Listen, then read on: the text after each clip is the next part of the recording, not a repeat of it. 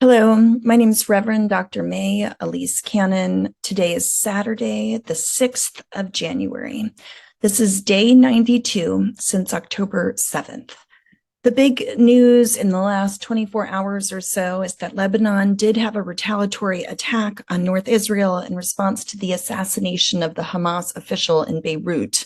Ariri was assassinated in a targeted bombing that killed several Hamas officials.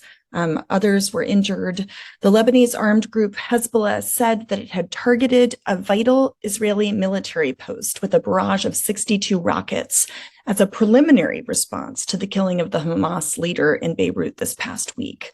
A European Union foreign policy chief was meeting with the Lebanese prime minister in Beirut on Saturday and warned against Lebanon being drawn into the regional conflict as a spillover of Israel's war against Hamas. As a part of the initial response to the crime, this is a direct quote, as a part of the initial response to the crime of the assassination of the great leader, Sheikh Salah al-Aruri, the Islamic resistance Hezbollah targeted the Meron air control base with 62 various types of missiles, said the Iran-aligned Hezbollah in their statement on Saturday. Reuters also reported on the incident and quoted the head of Hezbollah, Hassan Nasrallah, on Friday, who said that Lebanon would be exposed to more Israeli operations if his group did not respond to the killing.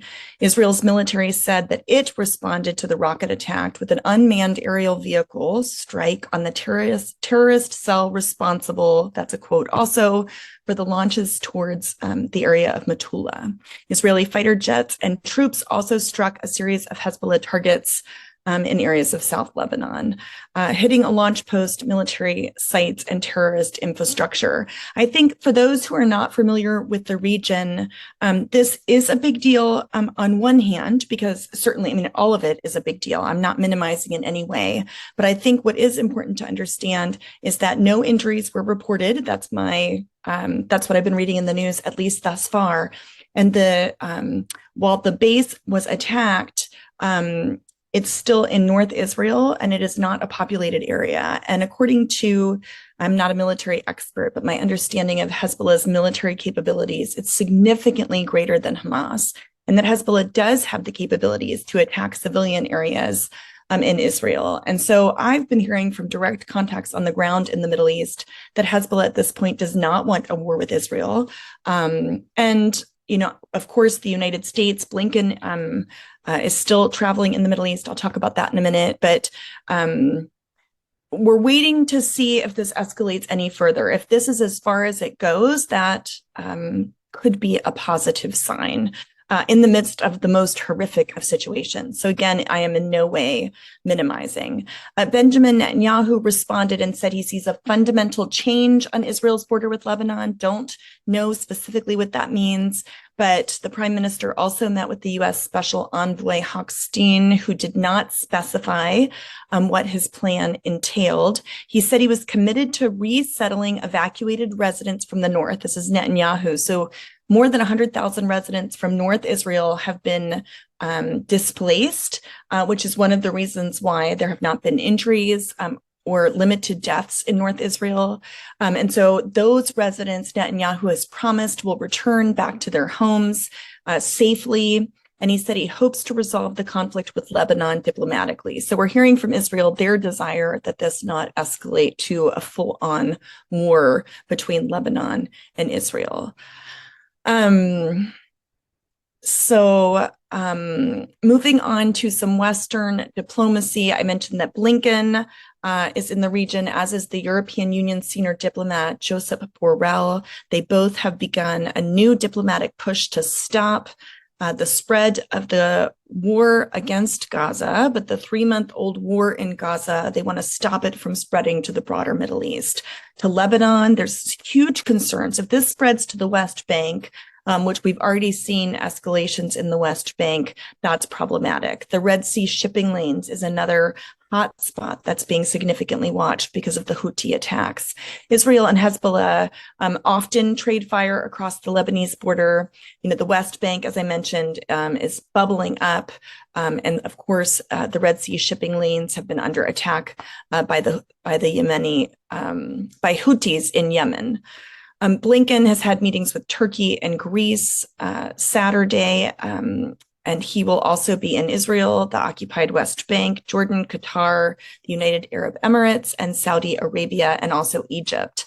We also know that some of the other Arab leaders will be traveling to Egypt as well. In talks in Istanbul, Blinken discussed the war and the humanitarian crisis in Gaza with Turkey's Foreign Minister Hakan Fidan. And what's important to understand is Turkey does not acknowledge Hamas as a terrorist organization, and Turkey has offered to help mediate in the conflict with Gaza. The leader of Hamas has called on Secretary Blinken to use his week-long Middle East tour to end what he is calling Israel's aggression.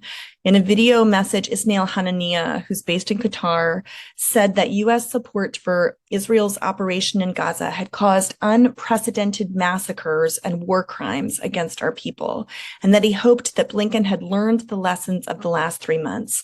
Hananiah said, "We hope that he will be more focused this time on ending the aggression and the occupation of Palestinian lands." He called on leaders to meet with Blinken throughout the week to tell him that the stability of the Middle East is closely linked to our Palestinian cause. Throughout the broader Middle East and the Arab world, McDonald's, Starbucks, and other Western chains have been boycotted.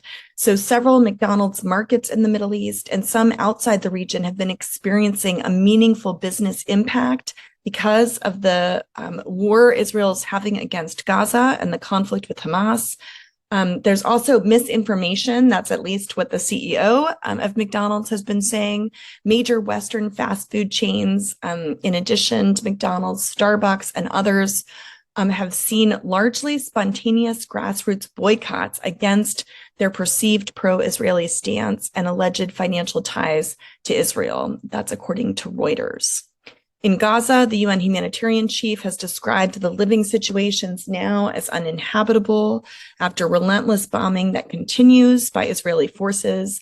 Martin Griffiths has said that a public health disaster is unfolding. There are the highest levels of food insecurity ever recorded, and famine is just around the corner. In the last 24 hours, 122 Palestinians were killed. The death toll is now 22,722.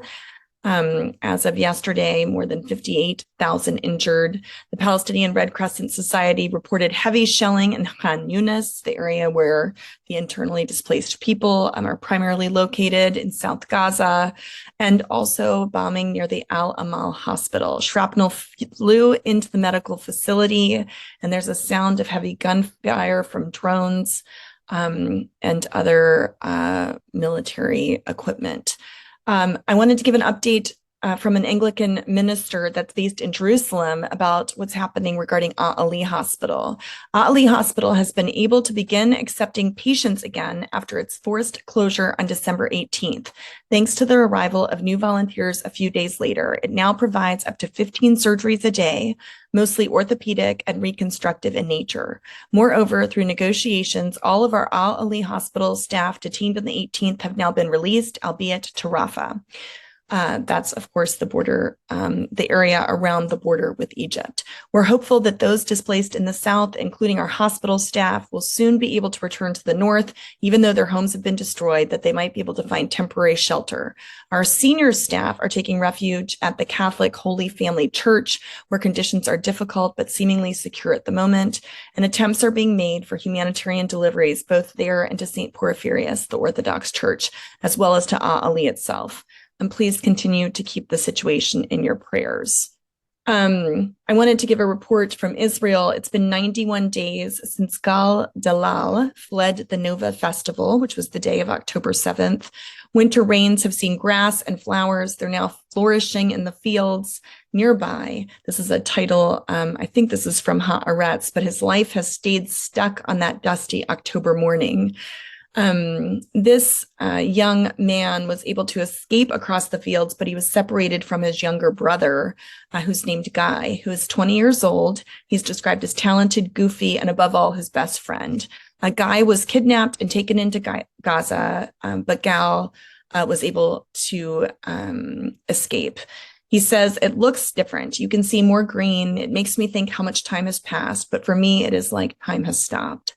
And he talks about his first trip because he returned to the Nova site, standing among eucalyptus groves at the campsite where he had been on that day.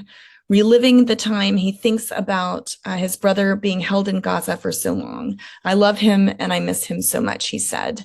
He traveled back to the area with relatives of hostages and another teenager who had been kidnapped at the festival and during nearly 2 months being captive in Gaza. The group wanted to remember their loved ones in the last place where they were happy and to call for their return in a press conference that was just reported in the Israeli news. I wanted to let you know about a movement in Gaza. It started weeks ago, but we're just hearing about it. One of my board members for Churches for Middle East Peace just returned from Jerusalem. The movement is called All for All. It's the Israeli peace movement. Leading it, calling for the return of hostages in exchange for the release of all Palestinian political prisoners.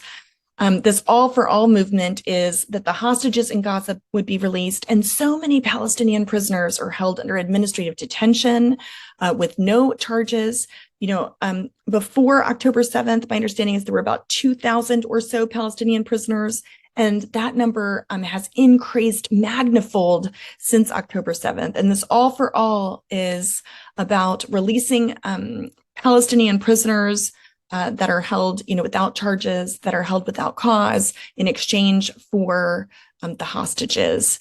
And so I wanted to let you know about that. Ayman Odeh, a member of Israel's parliament, the Knesset, the chairman of the Hadash coalition, said in November about this process of hostage and prisoner exchanges that it should continue and that all Israelis and Palestinians in captivity should be freed.